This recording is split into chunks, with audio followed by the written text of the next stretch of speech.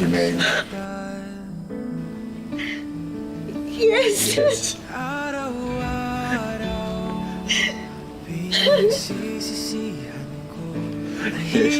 Yes. Lamang na magkaganto.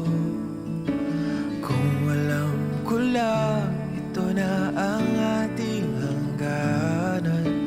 Susulitin ko ang bawat oras na kasama ka.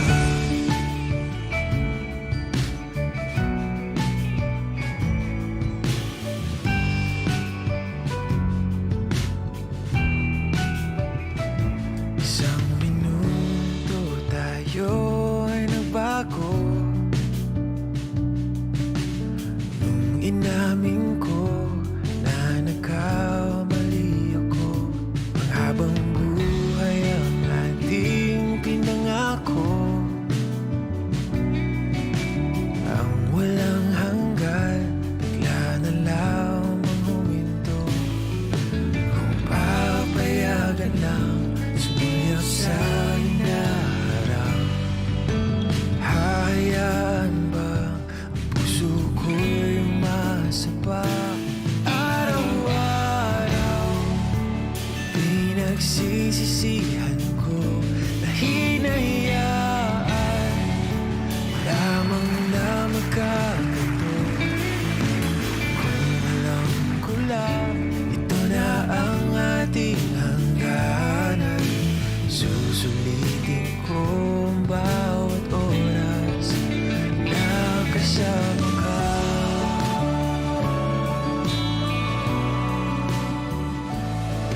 Kung meron lang akong isang satulang kasama. Thank you!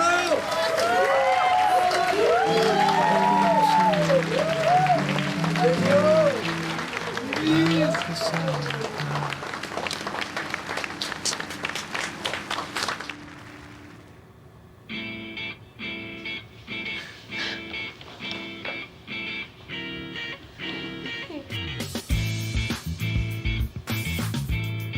Sumipa! Sumipa! Ayun o! Hindi mo ba naririnig? Bakit? Oo. Bakit? Ma'am, nandyan na. On three, okay? Sabi ko naman sa inyo, di ba? Our story is like no other. Dahil ang kwentong ito ay hindi about happily ever after. It's about what happens after happily ever after. On.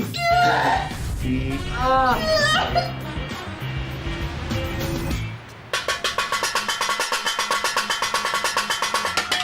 Ano ba? Hindi ka pa bang gigising?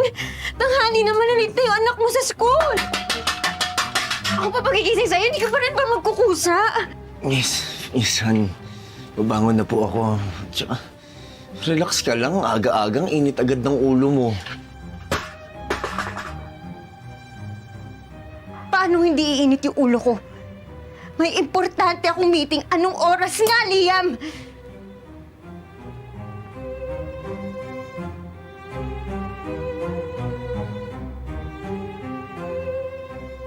Aalis tayo ngayon tanghali na. Rush hour na traffic na mainit na ngayon. Anak mo, gumising ka na. Yes. Ito na po. Babangon na nga po. Oh. Bumangon ka na kapag ako na late, sinasabi ko sa'yo.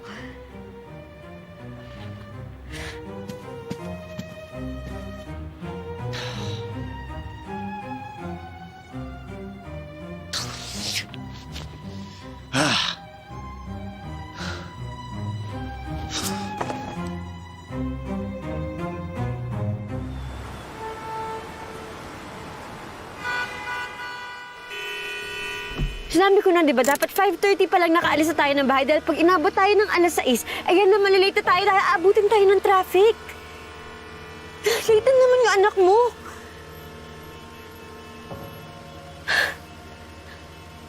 Sinabi ko naman sa'yo, di ba, meron akong meeting kasama isang importanteng kliyente.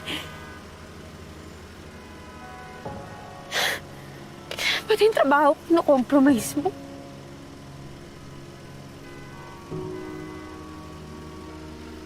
Han. Sorry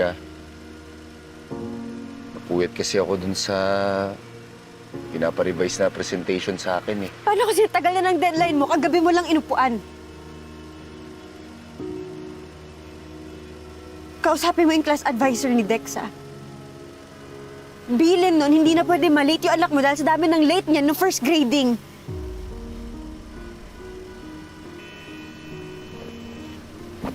Ikaw kumausap doon, ikaw magpaliwanag, ikaw umako nung kasalanan kung bakit late yung anak mo.